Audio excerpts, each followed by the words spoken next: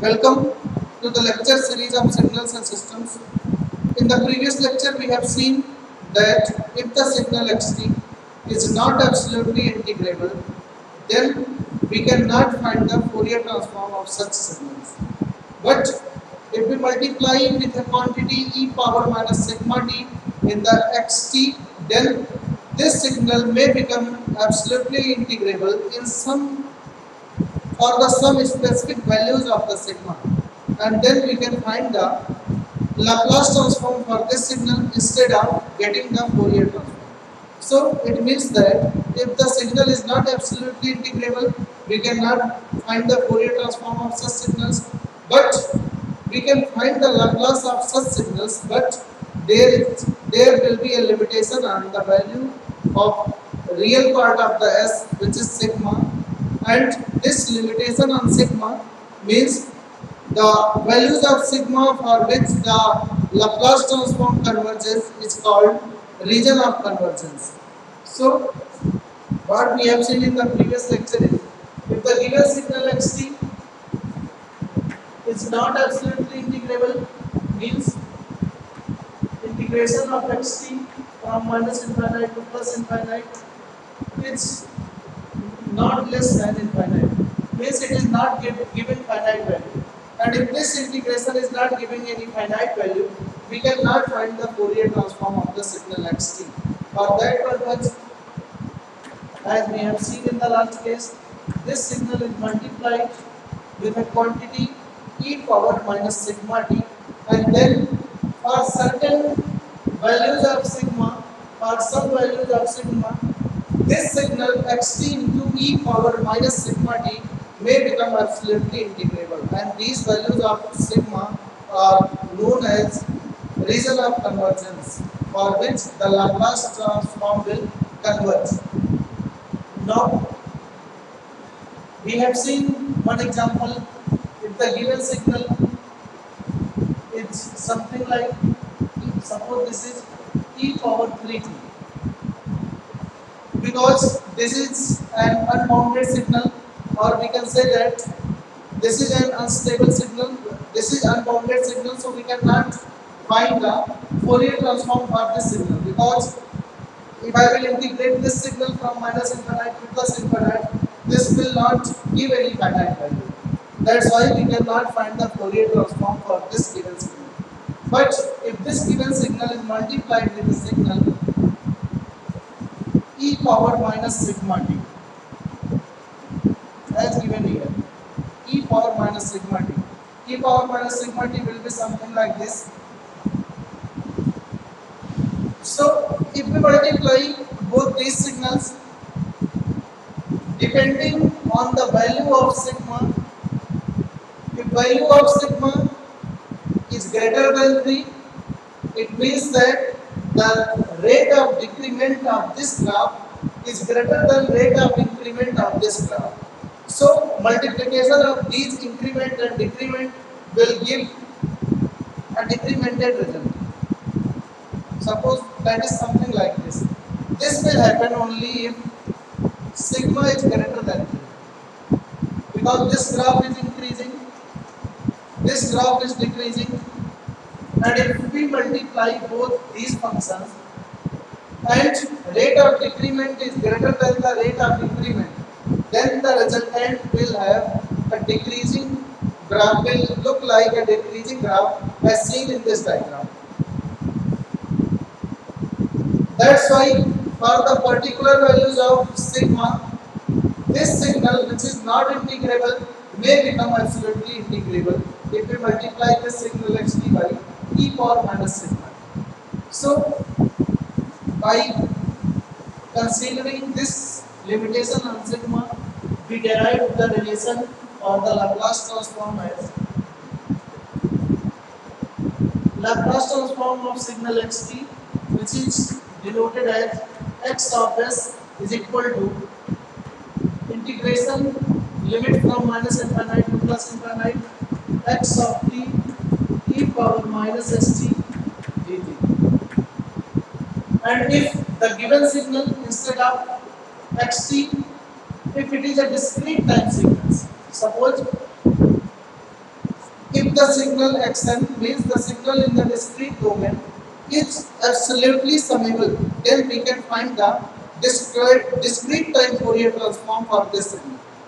If the signal is absolutely summable from minus infinite to plus infinite, we can find the discrete time Fourier transform for this signal. But if the signal is not absolutely summable for such type of signals, in the similar way, as we move from Fourier transform to Laplace transform, there is another tool which is called Z transform, which can be applied for the signals which are not absolutely summable in range of for the certain values of Z, which is called region of convergence of the Z transform. So, if given signal is discrete time signals, then instead and we have to transform this signal from time domain to frequency domain. So what I have to do is, in the similar way as we did in the Laplace transform, this integration in the Laplace transform I will substitute with summation. Instead of xt I will write x of n, and instead of e power minus st, I will write e power minus sn, where n is from minus infinite to plus infinite. And we know that s is a complex variable. S is equal to sigma plus j omega. Put this value of s in the relation. This will become n is from minus infinite to plus infinite, x of n e power minus sigma plus j omega into n, or we can write it as sigma n is from minus infinite to plus infinite, x of n e power minus sigma n into e power minus j omega n. So it is same as here.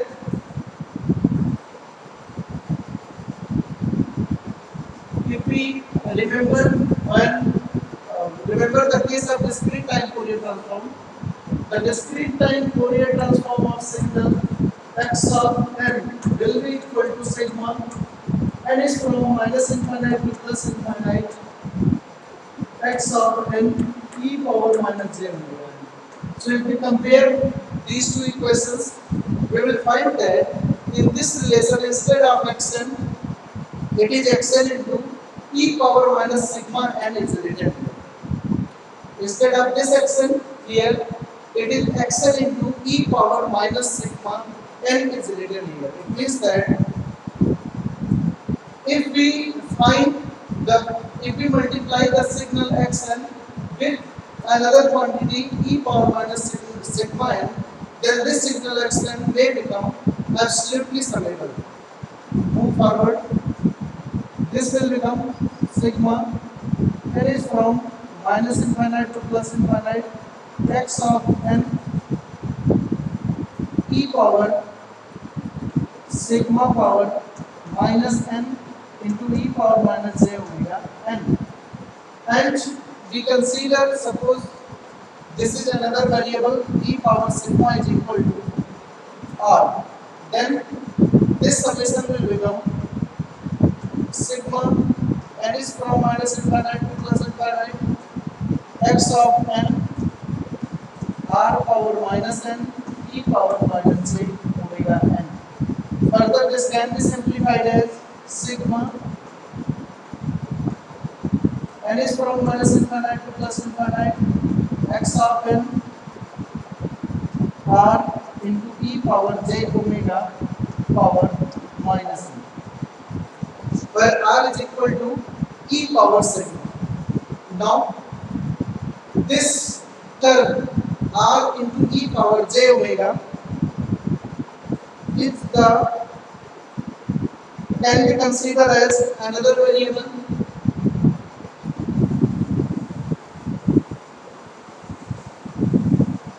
Suppose r into e power j omega is equal to z. R into e power j omega equal to z, then if r into e power j omega is equal to z, then this summation will become, and it's from minus infinite to plus infinite x of n z power minus n, and after expansion this will become a function of z only. When we will put the values of n from minus infinite to plus infinite, this will become a function of z only. So this n will be written as x of z is equal to n is from minus infinite to plus infinite x of n into z power minus n, and this is the expression to get the z transform of a given discrete time sequence x of n. This is relation for z transform. It means that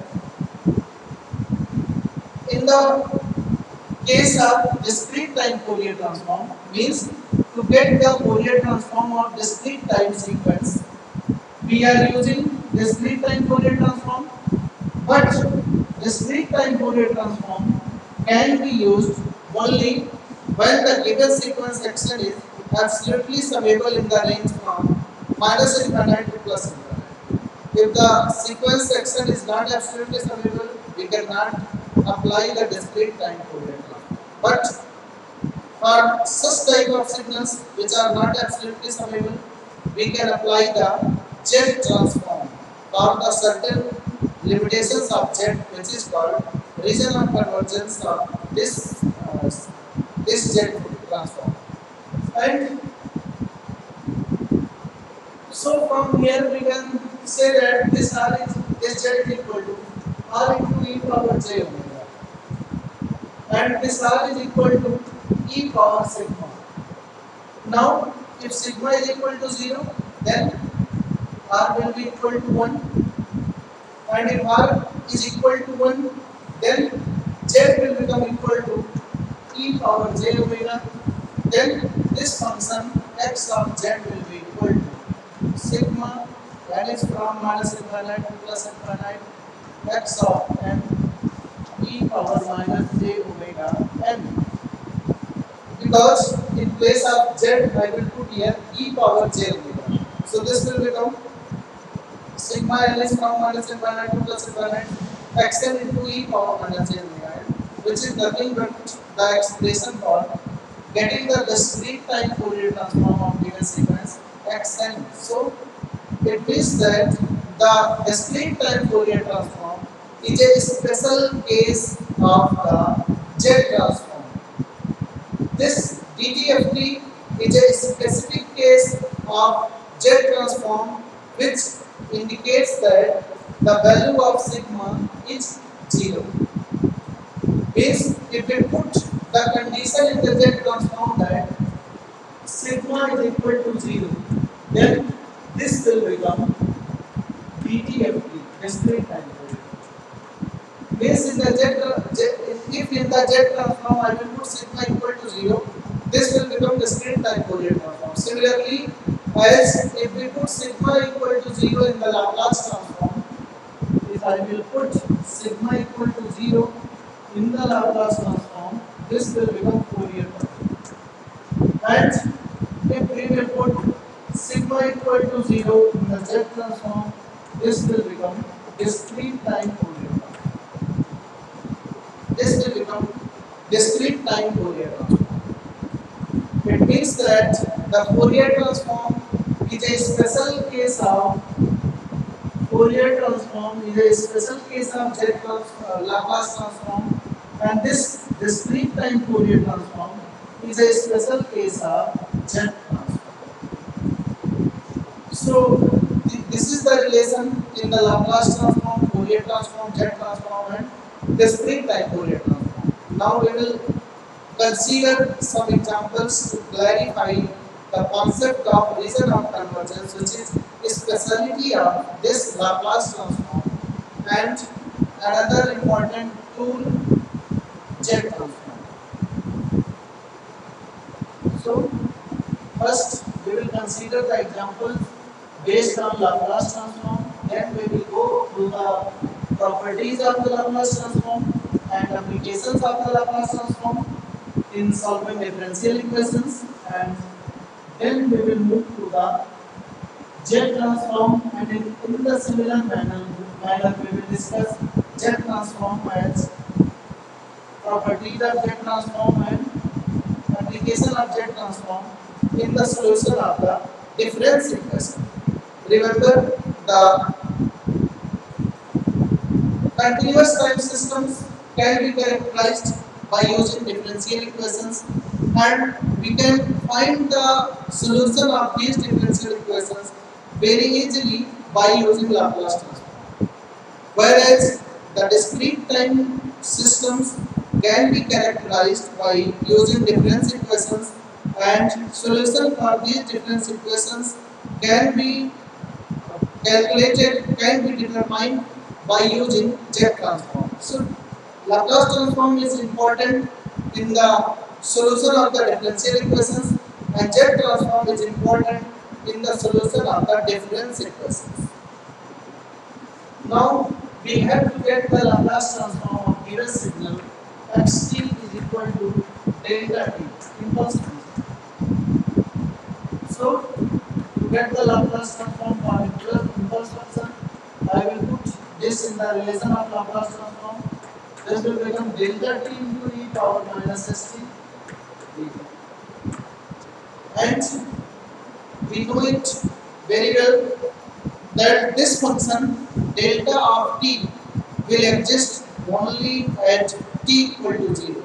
For remaining values of t, this function delta t will be equal to 0. So because this function will exist only at t equal to 0, this integration will become e power minus st at t is equal to 0. At t equal to 0, this will become 1. So this will be equal to 1 into e power minus st, which is equal to 1. It means that the Laplace transform of delta t is 1. And then what will be the region of convergence? This is equal to e power 0 s. Because in place of t I will put 0 here, so this will become e power minus 0 into s.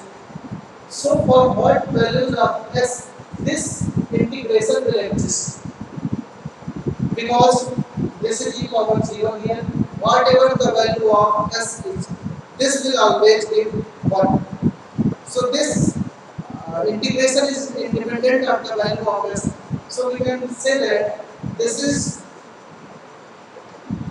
will happen for all values of s. Means region of convergence of this function will be from minus infinite to plus infinite. This is sigma and this is j omega. This is called s plane, where x-axis represents sigma and y-axis represents a complex variable j omega. And region of convergence for this function will be all values of sigma. Now consider another example.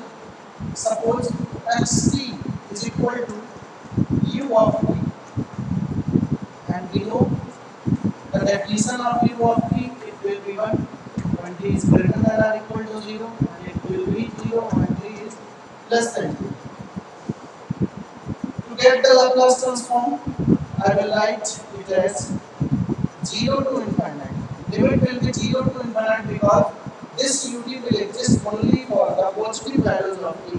So the limit will put here from 0 to infinite. X of t is ut, and value of ut in this interval from 0 to infinite will be 1 into e power minus st dt. Integration of e power minus st will be e power minus st upon minus s into upon minus s, limit is from 0 to infinite. When I will put here t is equal to infinite, this will become e power minus s into infinite minus e power 0 into s minus 0 into s upon minus s. Here, if value of s remain positive, if the value of s is positive, then this e power minus s into infinite will be equal to 0. Because if the value of s is positive, this will become e power minus infinite. And this will become 1 for all values of s. So, value of s is matter here. It is a matter of concern that if this s become negative, then this will lead to e power plus infinite, which will be equal to infinite.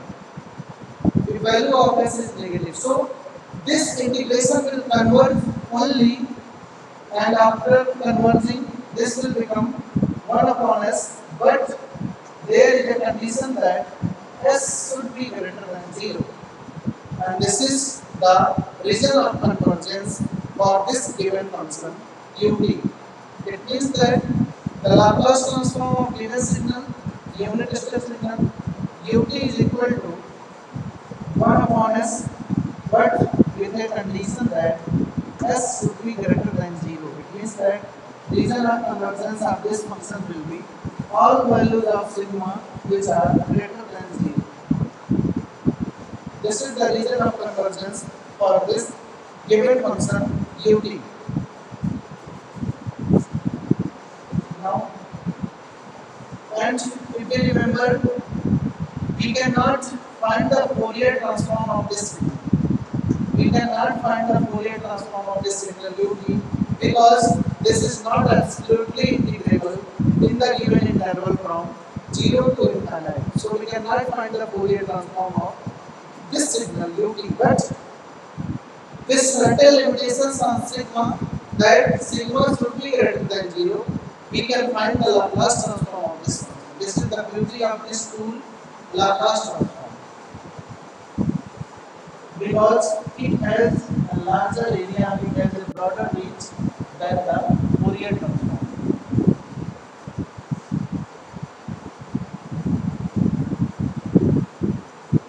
Consider another function xt is equal to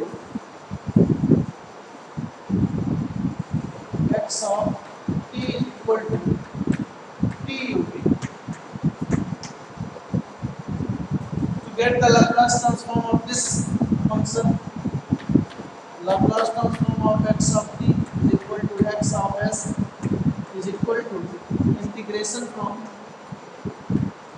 minus infinite to plus infinite tut into e power minus st dt. Or we can write it as, because ut is here, I can write this limit from 0 to infinite. This will become t into e power minus st dt.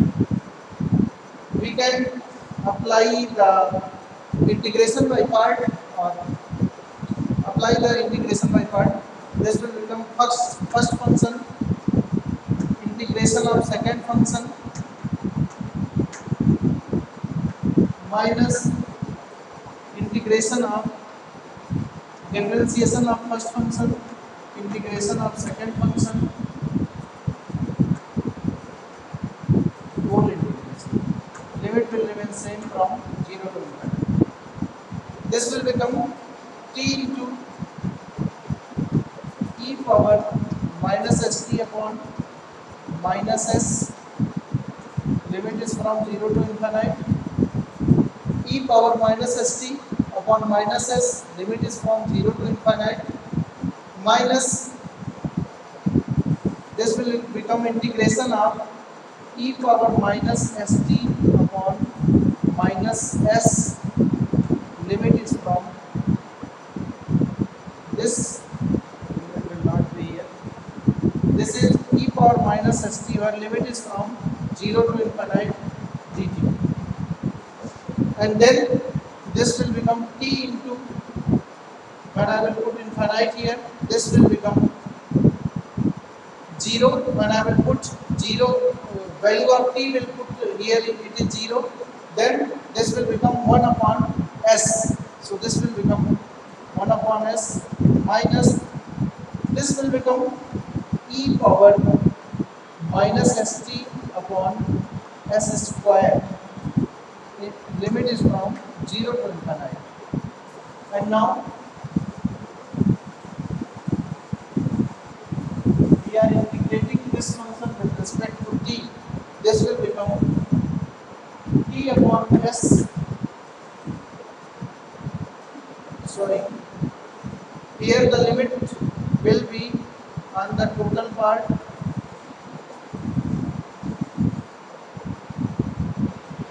First integrate all these values and put the limit here like this. This is from 0 to infinite. Now this will become t by s minus e power minus st divided by s square, and limit, this limit is from 0 to infinite.